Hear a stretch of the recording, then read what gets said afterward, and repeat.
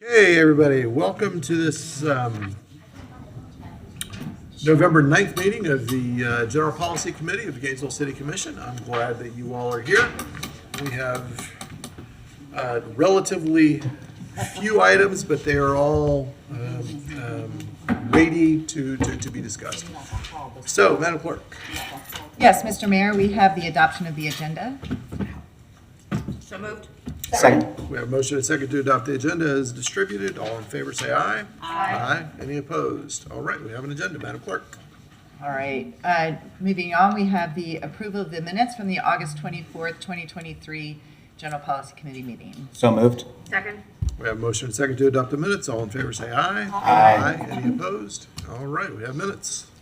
All right, and our first business discussion item is 2023-1109 Financial Advisor Discussion with the recommendation the General Policy Committee discuss and provide direction to staff as needed.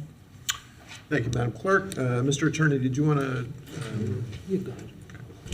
Thank you, Mr. Mayor. We have for you today, really just for your general edification, regarding the sort of the bond portfolios of the city as a whole, mechanics that might be of question to you, issues such as potential bond validations. As general a conversation as you'd like to have, we brought before you the city's bond counsel and that's Mr. Mike Wiener here from Holland & Knight, and Jay Glover from PFM. PFM is a financial advisor for both sides of the city, but Mr. Glover is the general government side of the city. And that's really the overarching message, I think, that will color whatever they have to say to you and what questions you may have for them, is that we are in this transitional period now with the installation of the GRU authority. Yet still, we are still one organization, which is made clear in the amended charter, amended by the special act of the legislature last year, which provides for, while we have the same charter again that creates the city commission as the elective governing body of most of the functions, the traditional municipal functions. We have now also a GRU authority board, which is the appointed board that has control over the utility system known as GRU. The fact remains that the actions of one will affect the other. That will remain as long as we are still one organization, and the better information that flows as to how the actions of one might implicate on, for example, general government's functions, general government's access to markets, is always, I think, a positive thing to have more information and more opportunities to ask questions. And with that, I'll leave it to you whether you'd like to hear from bond counsel, from financial advisor. Most of what you'll hear will probably be from financial advisor today, and direct it with any correct questions in every direction you'd like to go, or anything that Ms. Curry would like to add as well. Did you want to add anything to that? Thank you. Mr. Mayor, members of the commission, normally the conversations between the financial advisor are with staff, and so we talk to them all the time. And then I convey information here at the desk. You rarely have an opportunity to speak with them, and so they are here today to just give you some general information and guidance based on our new situation with having the GRU board now in play. And so we thought that it was important, both the attorney and I, that they just come, maybe introduce themselves so that you know that there's nothing mystical about them, that they are real people who serve us in some really key positions. And right now, I think it's an important time for us to talk about us still being one city, particularly as it relates to our financial status and position and ability to enter the market in good standing. And so with that, I think that Jay Glover from PFM would probably be the most appropriate at this time. Very good. Welcome, Mr. Glover. Thanks, Mr. Mayor, Commission members. Again, Jay Glover from PFM Financial Advisors. My firm does represent the city of Gainesville as financial advisor. I personally work on the general governmental side of the house, specializing in providing financial advice to local governments throughout the state of Florida, cities, counties, school districts, various authorities. My business partner, one of them, who actually specializes in public power work across the country, representing OUC, GRU, JEA, various entities like that, works directly with the GRU staff. So my knowledge of their portfolio is a little bit limited, but obviously here Melanie discussed general governmental elements of the debt portfolio, and sort of maybe most importantly, how some of the things that are happening right now impact your credit ratings moving forward. So I'll probably just have a few opening remarks and then really just open it up to questions that you all might have. If there are legal questions about what might be going on, again, Mike Weiner from Holland and Knight Bond Counsel is here and he can address those as well. So in order to kind of get started, I think just to emphasize what Mr. Nee and Ms. Curry mentioned, it is still one city from the capital markets perspective and people looking at the city of Gainesville.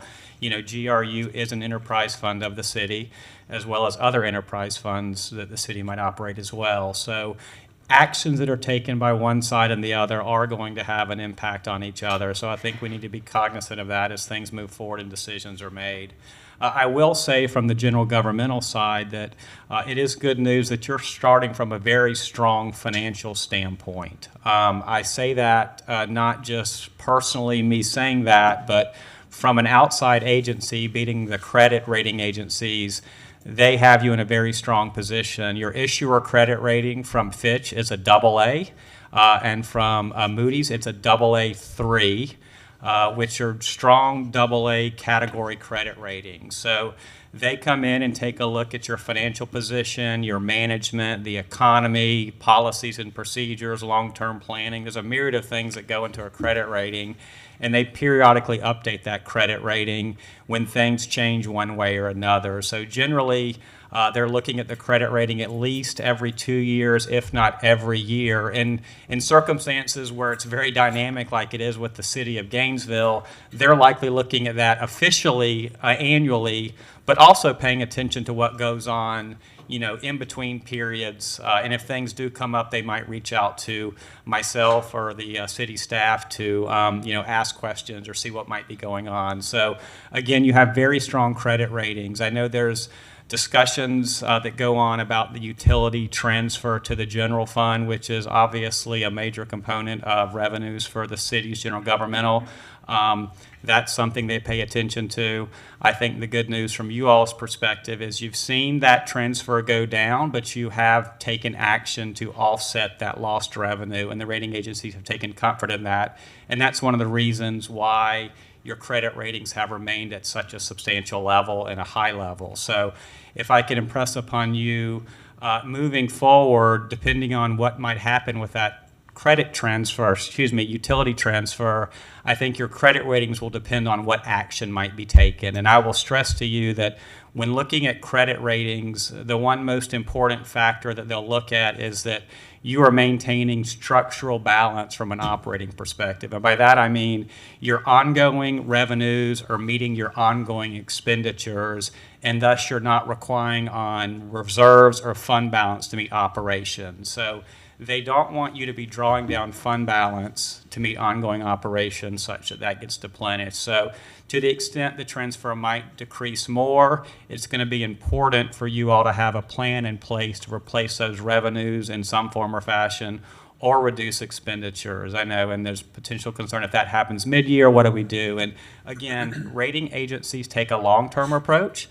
So they'll see what you do now, but they also want you to have a plan in place. So it's not as if you have to implement that plan immediately and see immediate results, but you need to have a plan in place and follow through on that plan such that when your budget gets approved and when your audits gets published, the actual results show in what you've decided to do. So again, I think from our perspective, you're starting from a very strong point. You have a high credit rating. You have strong reserves. So I think being proactive and having discussions like this ahead of time is important. The last thing I'll mention about credit ratings is, you know, we like to be proactive in our approach. So we, talking with your staff, if we see things on the horizon or we think things are happening, we're going to reach out to the rating agencies and be proactive about that. What you don't want them to do is sort of find out after the fact things happen. So they take a lot of they look very fondly upon the fact that we have an ongoing dialogue with them and we talk to them about things that are happening now and what might happen in the future and what we might do to react to that. So again, that relationship will be ongoing. We'll continue to have discussions about that and manage those as best possible. But again, happy to address any questions you all might have, again, about the credit rating process. Access to capital markets has been mentioned. The city of Gainesville, general governmental, still has access to the capital markets to the extent you would need to issue debt. There's some litigation mainly focused on GRU, but you as the city commission can still approve debt of city general governmental. So to the extent you needed to do that, not saying that you do, there is the access to the capital markets for you as general governmental as we sit here today. So maybe with that, I'll just pause and see if there's any questions that you all might have or any other topics you would like for me to address. Thank you. I'm sure we'll have some lights here in a minute, but I want to thank you both for being with us today and for verbalizing the thing that a lot of people know but doesn't get talked about very much.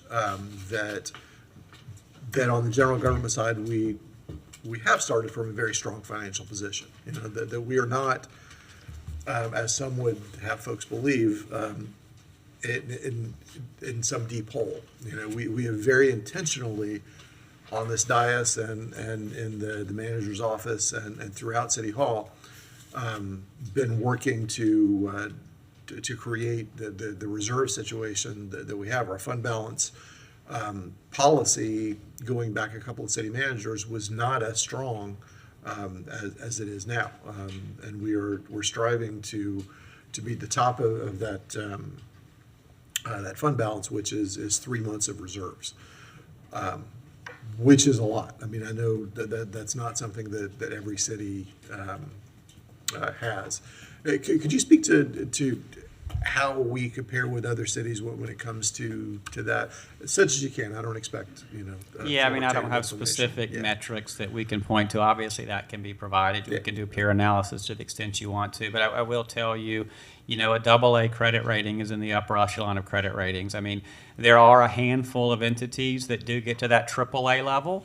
But I would suggest to you that there's certain things that you might need to do to be AAA that just don't jive with sort of how you might want to operate the city. In essence, you'd have to raise your millage rate significantly to build up higher reserves and things like that. So, I would say the majority of local governments in the state of Florida are probably in the A to AA category, with a small handful that not only have super strong financial position, but also have economic and demographics that allow them to be in that AAA category. So, I will tell you, you are in the upper echelon of credit ratings. In terms of that, you have a very strong fund balance, as you mentioned, and that is very important, especially in the state of Florida, where we're susceptible to natural disasters and potentially need for those funds. So, again, we can get more granular on that, if needed, but definitely compare well to your peers. I think another thing that the rating agencies take comfort in is sort of the stability of the city of Gainesville and Alachua County. And, you didn't see wild swings upward or downward in some of the economic up and downs that the state of Florida's had. And it's really a lot because of the university nature of the community and what. So I will say, Gainesville and Alachua County is a little more stable than many parts of the state that might go up and down as the economy goes up and down. And that also is something the rating agencies take great comfort in. Very good. All right. I don't see any lights right now. Anybody? Commissioner Eastman. Yes, thank you. And so there's been a lot of talk about bonds and bond ratings. Let's say that that a ratings downgrade does occur on the GRU side. What would that mean for us, both in terms of general government and for the $1.7 billion in debt on that's under that particular enterprise fund of the city? Yeah, and again, I'm going to hesitate to talk specifically about GRU because I'm not as familiar with their debt portfolio, but I can talk to you in general. A downward credit rating will increase the cost of capital for future borrowing. So to the extent that your credit rating goes down, whether that's on the GRU side or the general governmental side, you're going to have to pay higher interest rates to compensate investors for what is that perceived higher risk of repayment. So I guess in its most basic form, it's going to increase the cost of debt service and obviously take money away from other services and things. Having said that, if GRU in and of itself gets downgraded for whatever reason, that doesn't necessarily mean that city governmental ratings are going to go down in a like amount by any means. I mean, while they are related in one entity, just because one goes up and down doesn't necessarily mean the other one will as well. It just depends on what factors cause that potential rating downgrade. Right, but it is possible, as you said, obviously from that side, because that's where the majority of our debt is, and that's probably where the biggest liabilities are. But could it also happen the other way, that if something were to happen to our bond rating, that could impact? Yeah, very much so. I mean, since it is one city, often depending on what criteria each rating agency has, they'll cap enterprise fund debt at the overall credit rating of the city. So to the extent the city general governmental ratings went down significantly, that could have a negative impact on GRU's ratings as well. And that could even impact, could that impact debt that is currently under the bonds, if it's variable or fixed, or how? Yes. I know you can't speak to GRU. No, yeah, I mean, again, yes, fixed rate debt, the answer is no, that will not impact anything. So if I'm talking from general governmental, 100% of your debt is fixed interest rate. So a downgrade in the credit rating will not impact the debt service that general governmental pays. In terms of GRU, they do have variable rate debt outstanding, so that interest rate fluctuates up and down as market conditions change. So a credit rating downgrade could and likely would cause their debt service costs to go up somewhat on that portion of their portfolio. The fixed rate portion would not be impacted, but it would impact all subsequent debt, regardless of it fixed or variable, because it would, moving forward. Yeah, which will almost certainly happen, because, just their capital plans, they're going to continue to upgrade plants, things like that. And then, so there's been a lot of talk about the general funds transfer. Is that, compared to other cities, is it normal for municipalities that have a utility to have a funds transfer between the municipal utility and the city? 100%. I mean, I'm not going to comment on the level of the transfer, because those varies from municipality to municipality, and I don't know the level of all of them. But I would suggest to you, I'm not going to say 100% of my clients that have an enterprise fund, a water and sewer, an electric utility, transfer money from the utility to the general fund. I mean, there is a shared service component, of services that are provided. So yes, it's very common for some amount of funds to be transferred from an enterprise fund to a general fund in a local government situation.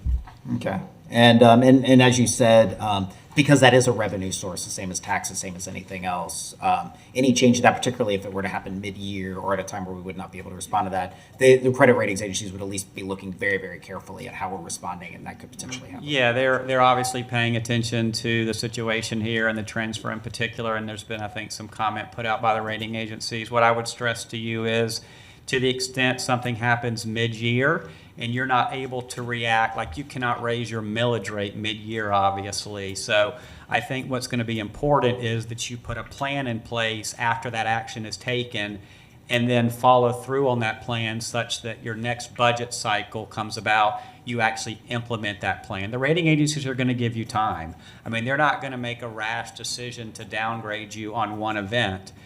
If that event happens and you do not react and have a viable plan in place to deal with it, that's when they're going to react. Because they don't want to, a rating agency doesn't want to have ratings whipsawing up and down over time. That's just not good for the market. So they're going to give you time to deal with situations.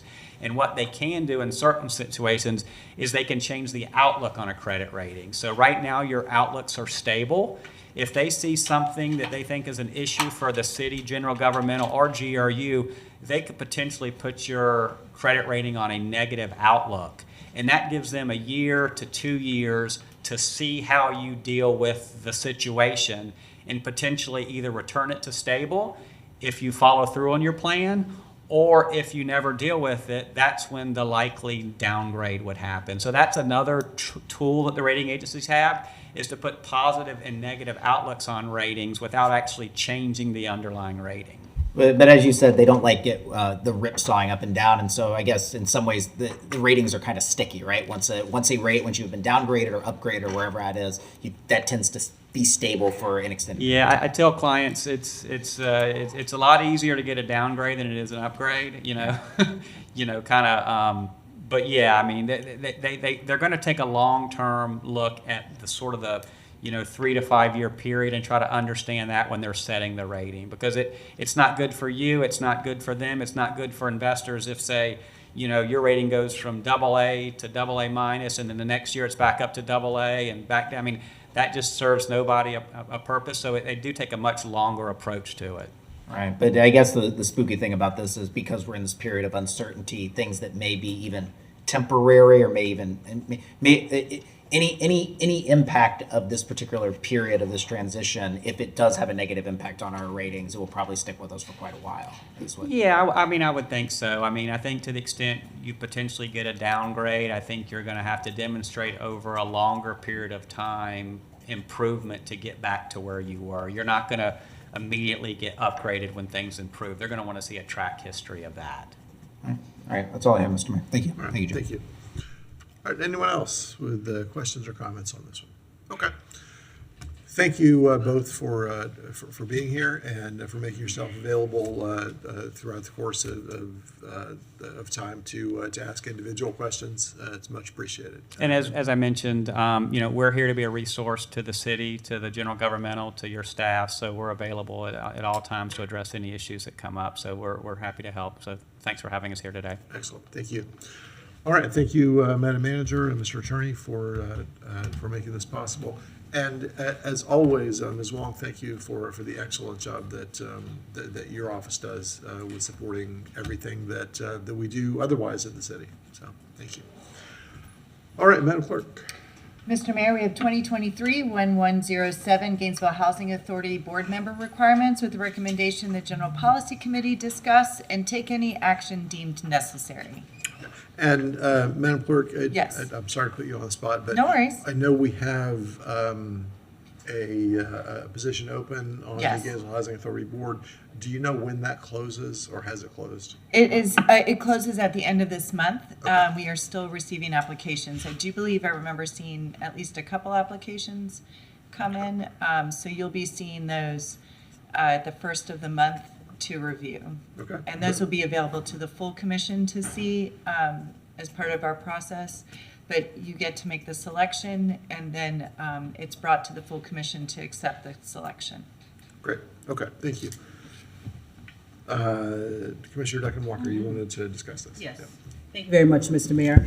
I don't necessarily anticipate a very long conversation about this. I do thank you for asking the clerk to give a little bit of insight there, but I think what I am curious about your appetite for is the ability to pull that from consent.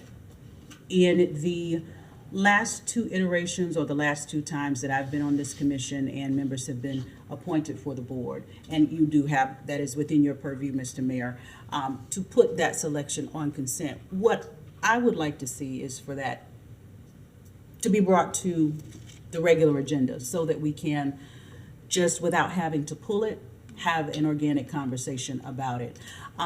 We have some opportunities, and this board has expressed the desire to move affordable housing forward. It is one of our priorities, particularly affordable housing for the most vulnerable. Of course, it is one of my major sticking points and one of the things that I'm very, very concerned about. A lot of the Gainesville Housing Authority's properties are in my district. I hear a lot from my constituents that live in their properties, and I'm looking for ways to continue to help improve that stock. Most of it is over 50 years old. There are some things that are being done to try to improve it, but we all know that in an effort to continue with those improvements and move that agency forward, who is at its leadership is very, very important. And so just to the idea of us being able to have a robust conversation, I simply want to be able to have all members of the commission bring insight and ideas. As I look at other housing authorities throughout this country, I am really impressed by the level of expertise that their board members are bringing. And I think that is why we see a difference. Tampa Housing Authority is one that you have heard me talk about on numerous occasions because of the work that they're doing.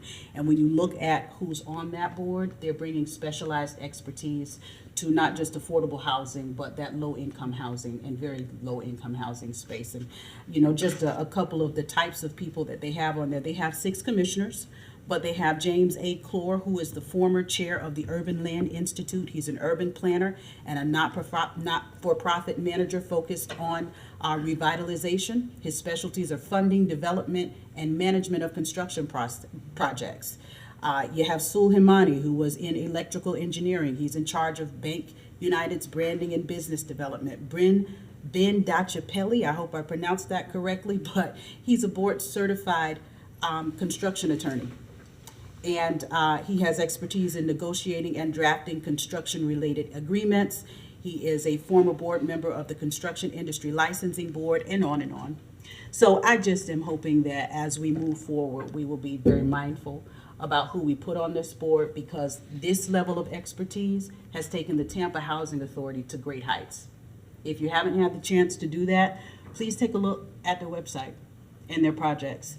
I've had a chance to speak with some of the people that are from Tampa that work in that organization, and the work that is being done now down there is absolutely phenomenal. I think we have the opportunity to move in that direction as well.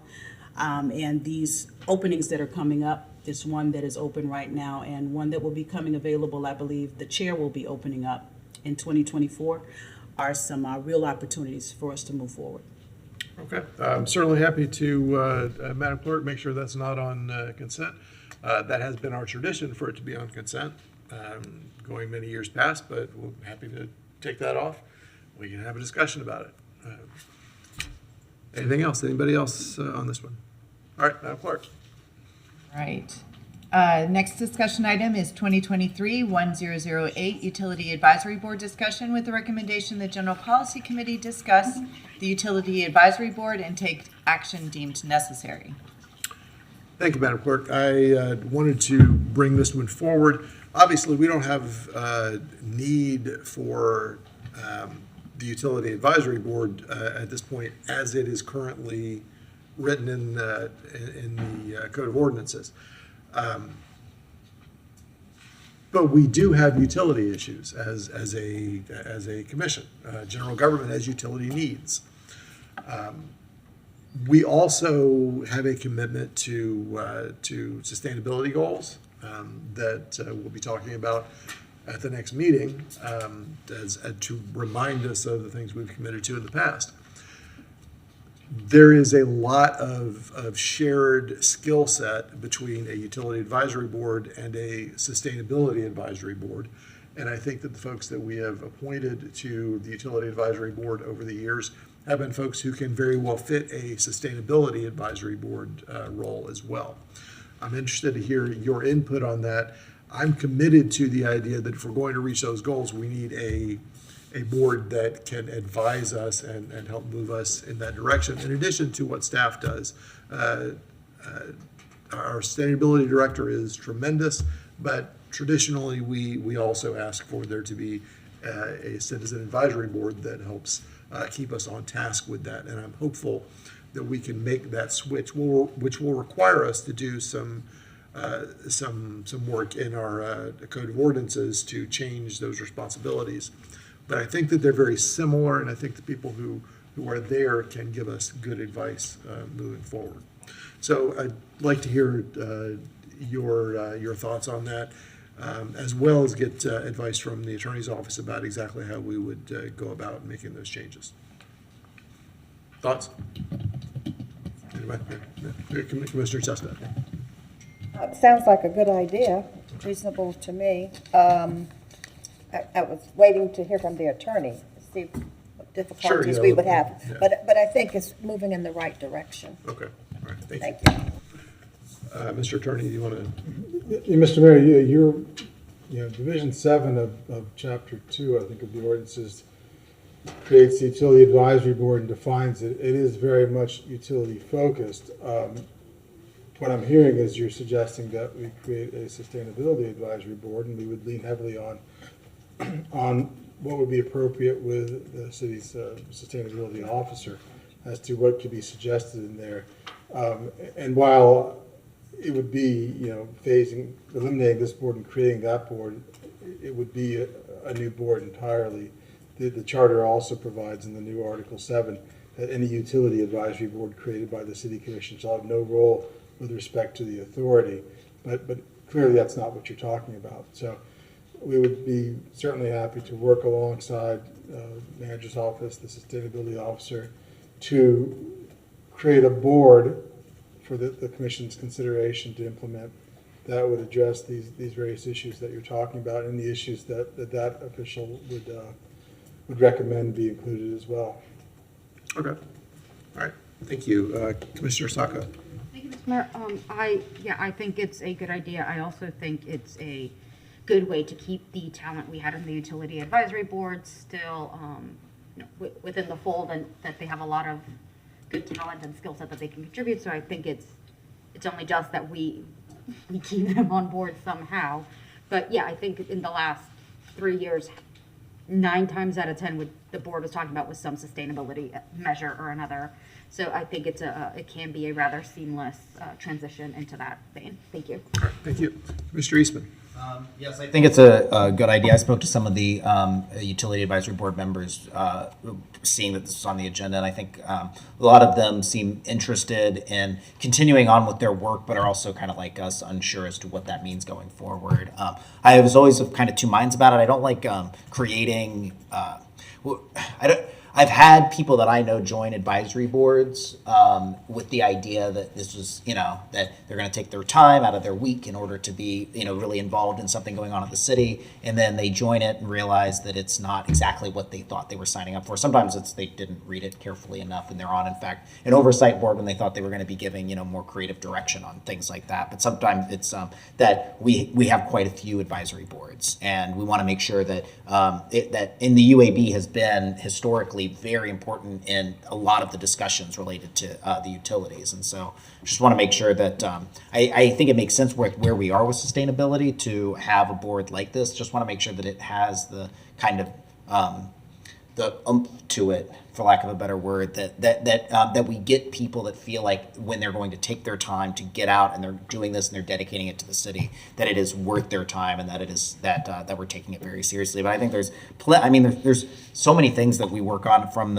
from electrification is a focus that we have on all of the grants that are coming in currently for electrical vehicles. We talked a lot about urban infill and green space and decarbonization. I think there's plenty that a lot of people would want to be involved with. I like the idea of kind of sunsetting the current board and then letting folks apply. I think there might be some UAB members that are unsure. A lot of UAB members are very focused on utilities, and I could see this being a bit broader. Really kind of under Dan, like what Dan is working on, which is not really utility much at all, but it's has its hand in a lot of different things like that. That she kind of take that and run with it, and then there might be some folks that say, hey, this isn't utility anymore, but other folks might come in and say, I care about urban agriculture, I care about density, or I care about multimodal transportation, things like that. That there's so many different ways that we can decarbonize that I think there's a lot of different ways we could do it. So I'm in favor as well. Thank you for bringing this forward, Mr. Mayor. Commissioner Book. So I don't feel strongly one way or the other how we end up transitioning from what is a board that we're not going to need at this point to something that's a little different in organizational structure. I would just lean towards whatever the city attorney feels is probably the cleanest way to do that is what we should do. So if it's sunsetting one board and creating a different board with a slightly different mission or goals or objectives, that was something that should be brought back to us, and then we can determine it from there. Very good. Thank you. Commissioner Willits. Thank you, Mr. Mayor. I like the idea of keeping the talent and the volunteers who've already served the city with the city. It will be decidedly different because it won't have nearly that focus on our utilities. I do have a question for it's kind of related, but perhaps not, for the city attorney about under HB 1645, can the GRU Authority Board, can they of their own volition create some sort of advisory board that would have other ratepayers or local folks on it? Yeah, Mr. Mayor, I don't think they're prevented from doing that, so I assume that they could create advisory boards as they deem necessary and or helpful to them. I'm not aware of any inclination or indication that there's a desire to do that. And again, I think I misspoke earlier when I kept referring to sustainability officer. I think Ms. Zhu is our chief climate officer, but that's what I was referring to, was her office. But as to the specific question, could they create boards to advise them? They're not prohibited. I think they could. And then to Commissioner Eastman's point, that a lot of what the Utility Advisory Board had been working on is, over the years, ends up being some sort of sustainability, climate change. But that board was empowered or encouraged to seek reports and public records from both GRU and from general government for their analysis, and those were decidedly, those were budgetary and all kinds of things, right? Like that's the UAB, as I read it, they were empowered and encouraged to dig in to even the finances, right? So I just want to make sure we remember what the Utility Advisory Board has done. Not just, a lot of it that comes to us and that the public ends up hearing about was about sustainability. But they also, they were a real group that were tasked with looking into our utility, right? And that's what the distinction would be here, I think, is the focus wouldn't be utility focused, but it sounds like more holistically sustainability in general. And so that would be the transition of the different type of board. I like the idea of it. I think the sustainability reaches into our chief climate officer's role pretty well, because almost all aspects of sustainability in the end have a greenhouse gas emissions. In the end, when it's accounted for, almost all of it comes back to greenhouse gas emissions. So I think almost everything would line up, and so I think that'd be good. Keeps people engaged, keeps us focused, using our volunteer advisory boards to focus on one of our larger goals and larger issues as we go forward. So I support the idea. I lament losing that level of greater and deeper and more broad oversight into our utility. I hope maybe the GU authority will decide that they want some extra feedback and eyes on their work. Thank you, Mr. Mayor. Thank you, Mr. Willits. And to fill in a little bit on that, there were a couple of iterations of the Utility Advisory Board. There was an initial one that was set to work, I want to say in 2015 or 16, and then it was re-engineered by a subcommittee of the Commission and of the Utility Advisory Board in 2017 or 18. I served on that, as did Commissioner Budd and the, at that time, chair of the Utility Advisory Board, Mary Alford. And we brought back recommendations to re-engineer it pretty drastically, so that it did lean a little more on, a little less as a budget tool and more looking at practices and sustainability models to some degree. It never really reached fruition of the vision of that subcommittee, but we did change the ordinance based on the work of the subcommittee. So it definitely had some of that intent, but it was also tasked with doing deep dives on budget items regarding the utilities. Regardless, I think that there's valuable work to be done, and in the absence of a utility advisory board, it would assist me and I hope the rest of you in keeping us focused on sustainability goals to have that board. If someone wants to make a motion, something to the effect of let's have city staff, whether that be Mizzou or whomever the manager sees as appropriate, bring back a model for us in say January that we could then use to discuss and direct the city attorney to turn into an ordinance to bring back to us following that. That would be something I would vote for. Commissioner Eastman. Yes, I move to direct staff to bring back a model on how we could, I guess,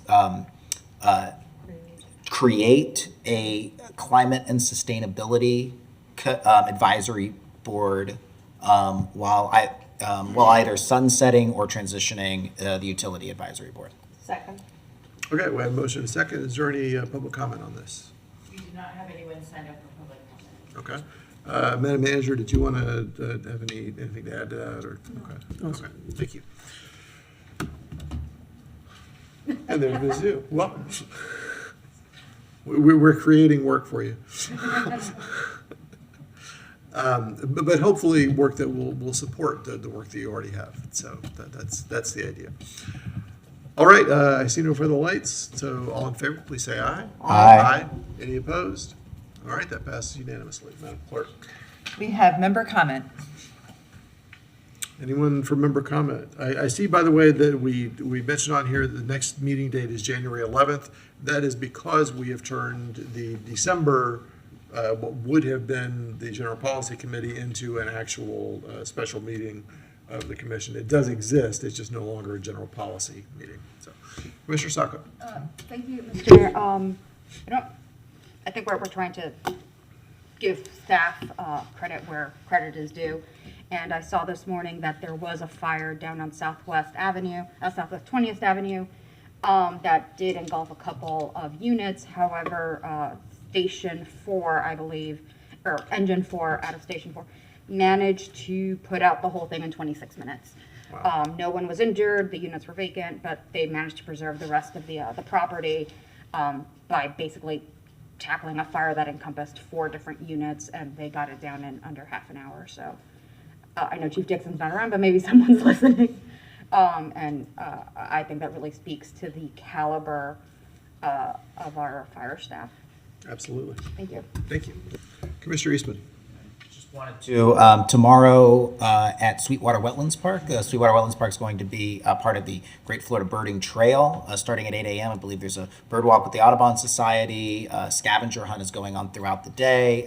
The Sweetwater Wetlands Park is actually, it seems like it's been there forever, but I was looking it up recently, and it's a relatively new park, a really good example of why it is great for us to have a municipal utility that works so well with our general government side, so that we can ensure that that we're having a great space that both can clean our water and create a Paynes Prairie that is the jewel of Florida, while at the same time creating a recreational opportunity. And so I'll be out there with my binoculars tomorrow morning, and I encourage anyone who's watching to come out and celebrate our great park tomorrow. That's it. Very good. Thank you. Commissioner Sacco. To bounce off that, Sweetwater might be new, but it is amazing. But a lot of people don't know this because they don't see it from above, unless you have a private jet. But it is in the shape of an alligator head. So that is a fun fact. That's how you know it's not naturally made, because it is very much in the shape of a gator head. Interesting. Okay. All right. Not to drag it out, but I do want to thank everyone for your time and attention dispatching these items so effectively and efficiently. And once again, to thank city staff for the amazing work that you all do in every department. And we are adjourned.